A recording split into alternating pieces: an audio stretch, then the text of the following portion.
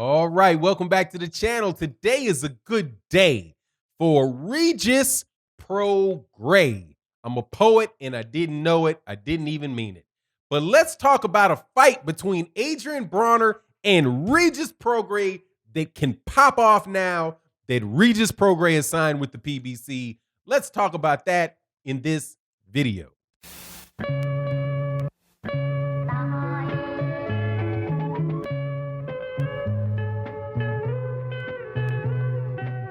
All right, welcome back to the channel. I am very, very happy that I was wrong about something, okay?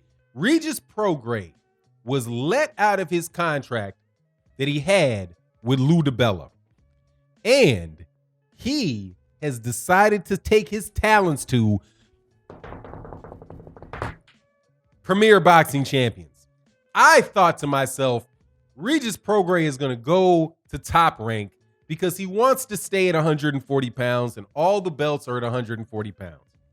I thought what he should do, though, was go to the PBC so he would not get treated like dog shit like he was with Lou DiBella, not by Lou DiBella, but in the situation where he fought that World Boxing Super Series and when he fought that he was supposed to have that mini tournament going on with Jose Ramirez. And he got screwed over in both scenarios. He got screwed over by Matchroom Boxing, right, in the World Boxing Super Series because they came in and when the World Boxing Super Series was short on money and they took the Josh Taylor fight and put it on, I think it might have even been on Sky in the UK, but it was definitely on, it was on DAZN, but regardless, Matchroom Boxing took that fight over, right?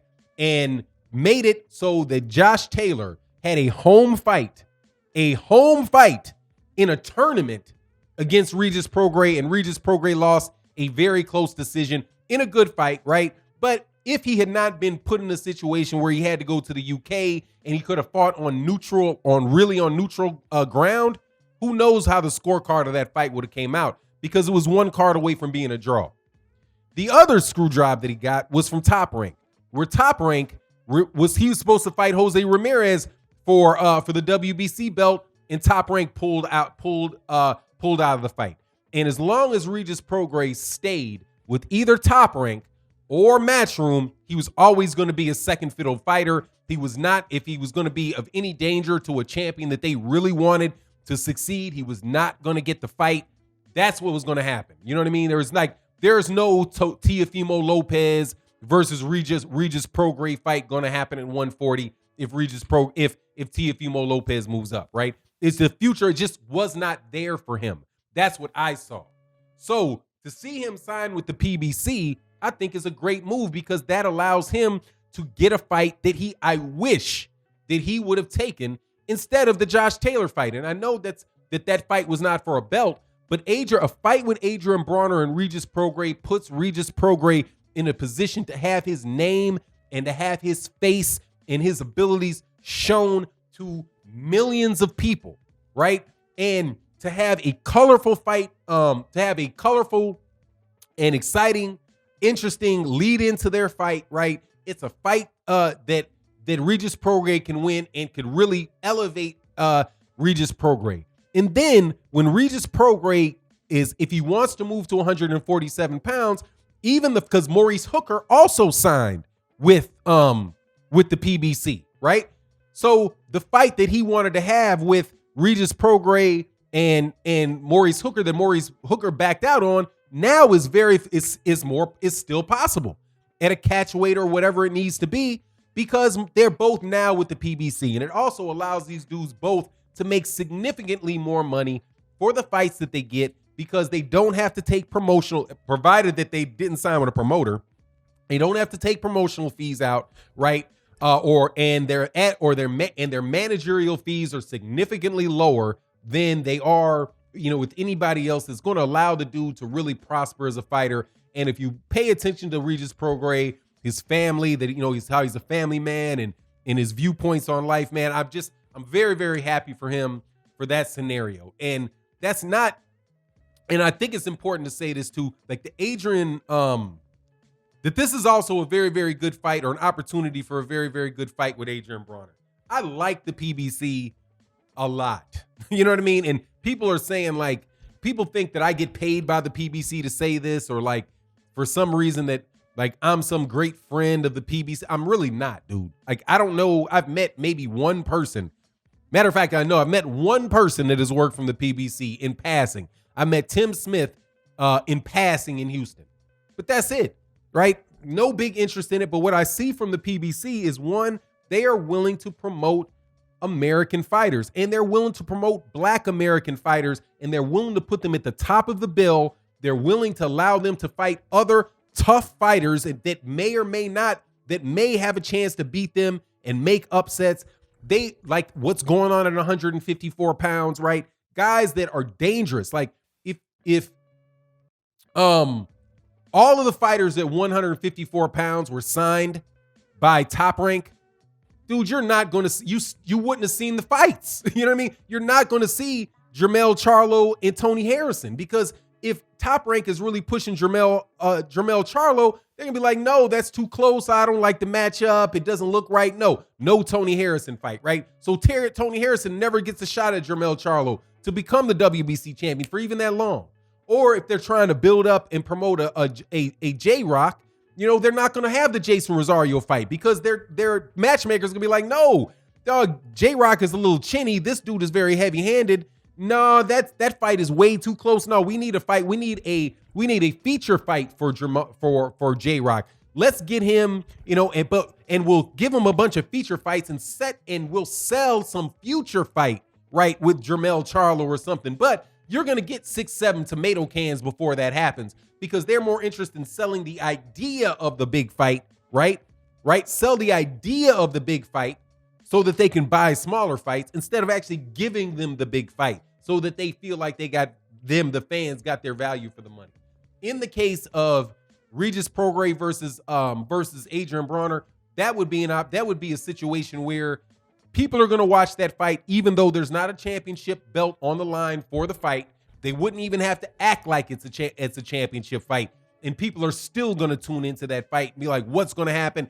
Can Broner let his hands go? Is Regis, you know, is Broner too big for Regis or whatever? You know, you get my point, man. But they're still going to make the fight, but not going to make the fight if it's for Regis Prograis, because Regis Prograis doesn't fit any of the things that they're telling you that boxing fans want, right? Because when they say black fighters don't sell, they're telling you that fight fans don't want black fighters. So since they're saying fight fans don't really want to watch black fighters, they go put on some other half-ass shit and never allow the better fighter to get a shot at the title. And the PBC has not been that. So that's what I like about the PBC. Now, there's other things related to like how boxers are treated and, you know, how much they're paid and all that stuff. You know, if you're a fan of a fighter, if you want to see people get rewarded for what they do, why wouldn't you want to see them fight with somebody where they actually get a larger percentage of the money that you pay to see them fight? Why wouldn't you want to see that? Well, you don't want to see it if the fighters don't look the right way for you. At least that's my take on the matter. But I'm really happy for Regis Prograis.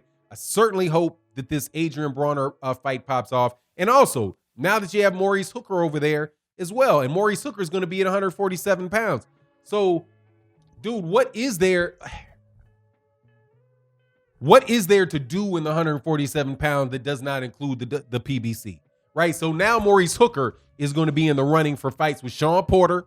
Maurice Hooker is going to be in running for fights with Danny Garcia, with not Manny Pacquiao, right? But with Errol Spence, with Jaron Ennis, with Jamal James, Thomas Delorme. There's just a bunch of fights at that weight class that can be made for Maurice Hooker as well, right? So I like it, man. And I do believe that what we're seeing with Corona is it is making a lot of the fictitious shit fall to the wayside, right? Like all the money that they want to pay Canelo that scam that they're trying to run on people with Canelo. Like they're just going to pay for Canelo for a certain amount of time, and people love Canelo so much that they're going to sign up and to be a subscriber and watch all their other crappy fights.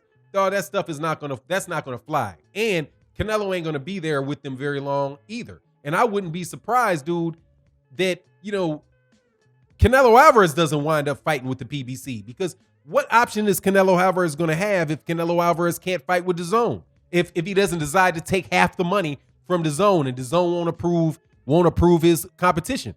Is he gonna go to Top Rank?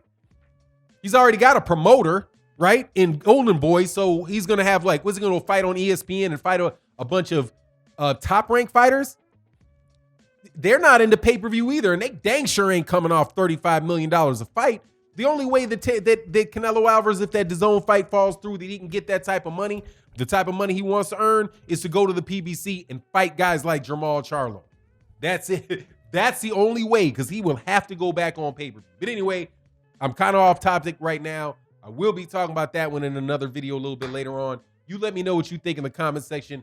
And also, make sure you subscribe, hit the bell icon. And thank you to everybody that supports on the Patreon, everybody that supports as a channel member. Please make sure you leave comments in the comment section. If I don't get to your comments in the comment section, you can always private message me on Twitter, and I'll see the message on Twitter. And more than likely, if you're not trolling me or saying something, out of sort, I'll respond to you.